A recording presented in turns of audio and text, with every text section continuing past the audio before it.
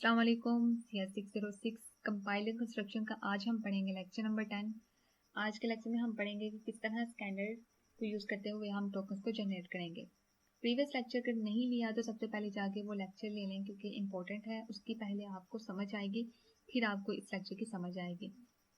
हमने previous lecture में flex automated tool को यूज़ किया था और एक स्कैनर हमने जनरेट किया था, और वो जो स्कैनर हमने जनरेट किया था वो हमने C और C++ की फाइल में हमने जनरेट किया था।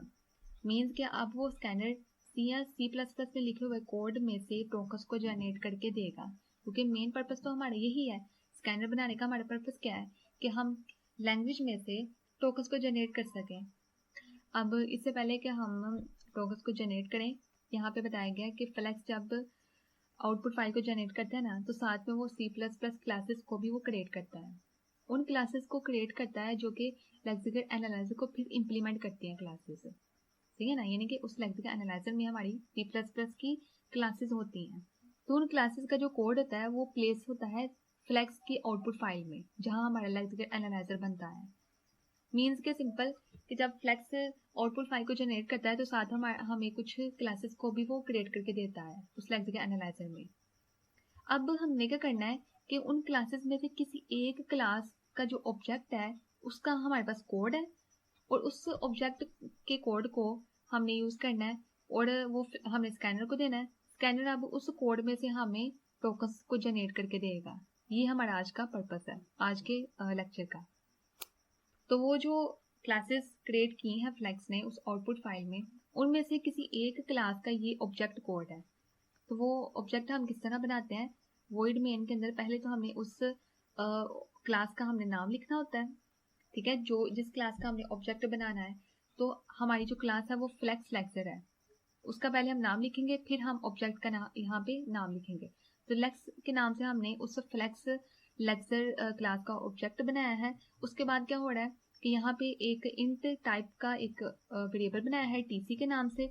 इस टीसी को क्या साइन हो रहा है कि lex dot Y lex function जो है ये एक फंक्शन है। इस फंक्शन को यहाँ पे कॉल किया जा रहा है।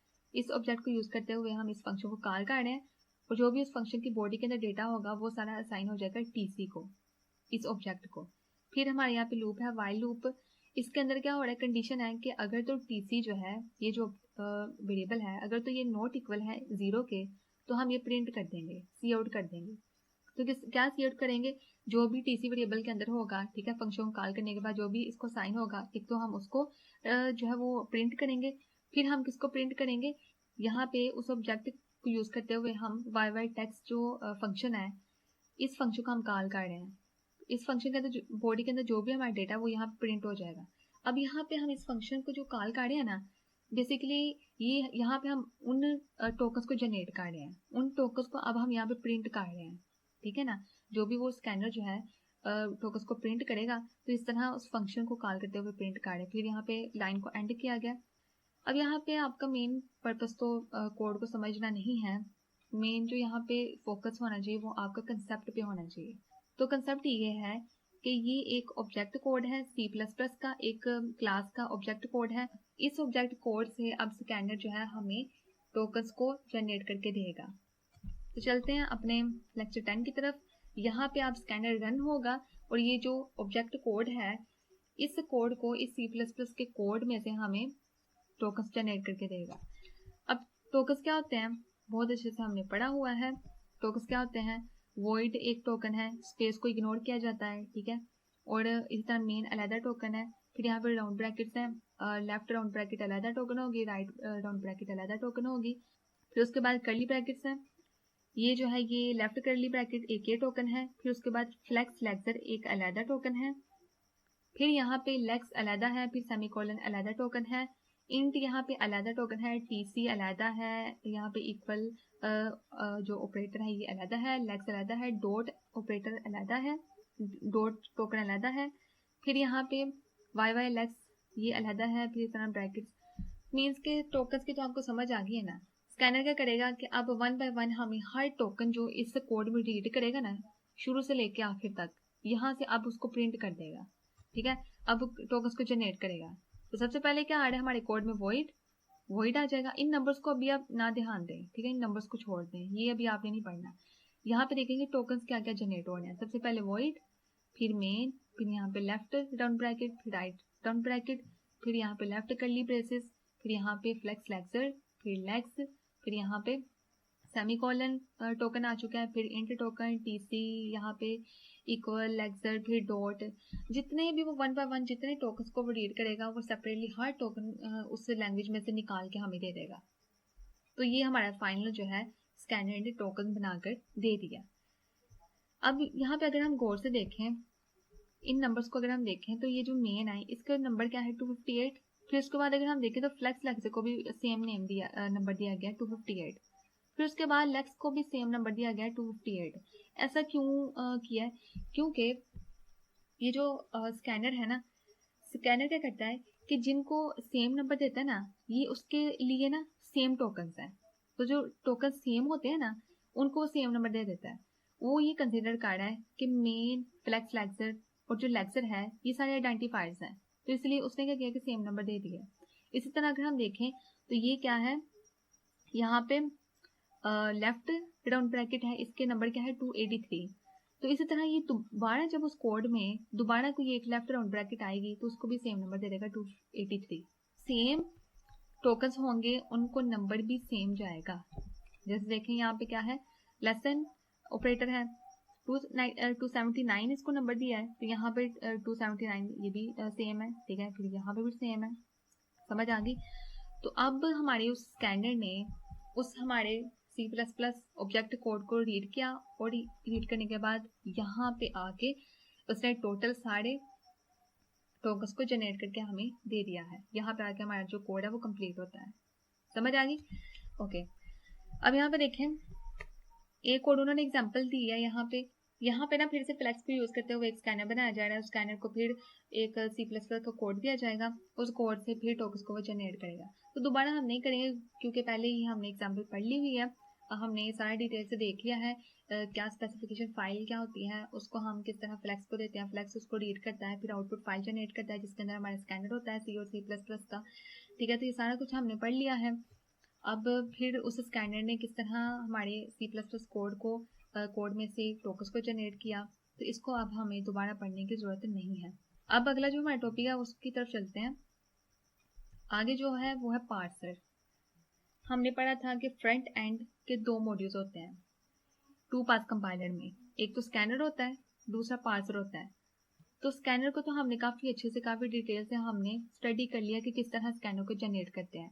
एक तो इसको हम मैनुअली जनरेट कर सकते हैं, जैसे हमने पढ़ा कि रेगुलर एक्सप्रेशन से हम NFA, फिर NFA से DFA उसको भी मिनिमाइज किया जाता है। तो इस तरह हम ये सारी प्रोसेसेस को यूज़ करते हुए हम क्या करते हैं कि एक स्कैनर बनाते हैं। दूसरा हमने पढ़ा था कि ऑटोमेटेड टूल्स होते हैं जैसे फ्लेक्स और JLX वगैरह, जिसमें हमने फ्लेक्स को अच्छे से स्टडी किया और हमने स्कैनर को बनाना सीखा। इस टॉपिक को यहाँ पे क्लोज करेंगे। अगला जो हमारा टॉपिक है वो है पार्सर। ठीक है, तो यहाँ पे देखेंगे सोर्स कोड से हमने किस तरह सीखा कि स्कैनर को बना के टोकन्स को जनरेट करना। अब हम इन्हीं टोकन्स को लेंगे और पार्सर इन टोकन्स के क्या करेगा, IR को जनरेट करेगा। IR means intermediate representation. ये तो हमने देख लिया कि स्कैनर सोर्स कोड से टोकन्स को बना लेता है, लेकिन क्या स्कैनर ये कर सकता है कि जो भी वो कोड को रीड करेगा उन टोकन्स में से क्या वो बता सकता है कि ये आइडेंटिफाइड है, ये जो टोकन है ये कीवर्ड है, या ये टोकन कोई स्पेशल करैक्टर है? तो ये स्कैनर का काम नहीं होता। ठीक है, स्कैनर ने बस क्या करना होता है कि जो सेम उसको टोकन लगता है ना उनको सेम नंबर असाइन कर लेता है और टोकन्स को बना लेता है।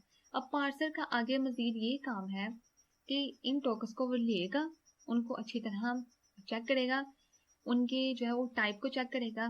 पहले तो वो देखेगा कौन सा वर्ड है, वर्ड को आइडेंटिफाई करेगा, वो कीवर्ड है, वो आइडेंटिफाइड है, कोई स्पेशल करैक्टर है।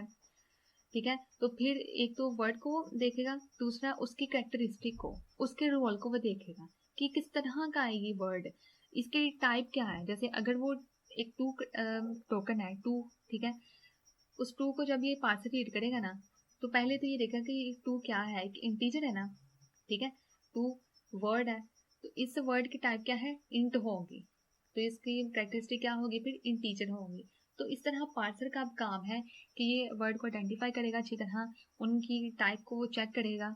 तो यही सारा कुछ जो मैंने अभी आपको बताया लिखा हुआ है कि पार्सर चेक करता है उन स्ट्रीम ऑफ वर्ड्स को, टोकन्स को, फिर उनके पार्ट ऑफ स्पीच को चेक करता है, फिर वो डिटरमाइन करता है कि अगर तो इनपुट जो है वो सिंटैक्टिकली वेल फॉर्म्ड है। सिंटैक्टिकली वेल फॉर्म्ड का मतलब है सिंटैक्स में तो कोई मसला नहीं है, अगर कहीं एक कर्ली ब्रैकेट की बजाय 2 लगा दिए हैं तो इस तरह वो सिंटैक्टिकली कोड गलत हो जाएगा। तो इस तरह वो सिंटैक्टिकली कोड को अच्छी तरह चेक कर रहा होता है।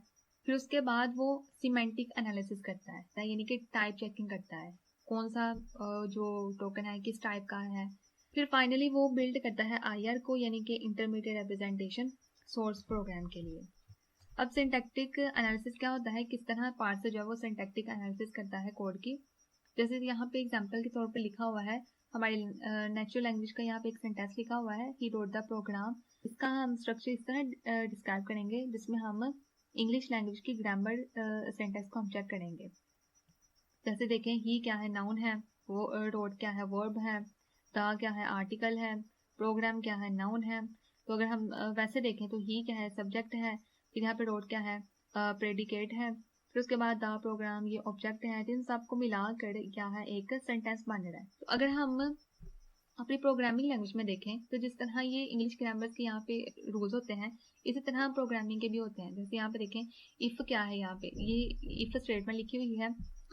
इफ जो है ये कीवर्ड होता है, फिर उसके बाद ये पैरेंथेसिस है, left and right round brackets, फिर यहाँ पे ये एक वेरिएबल है, फिर यहाँ पे रिलेशन ऑपरेटर है, फिर यहाँ पे एक नंबर है, इंटीजर, फिर यहाँ पे ये दोनों वेरिएबल्स हैं A और B, ये असाइनमेंट ऑपरेटर है।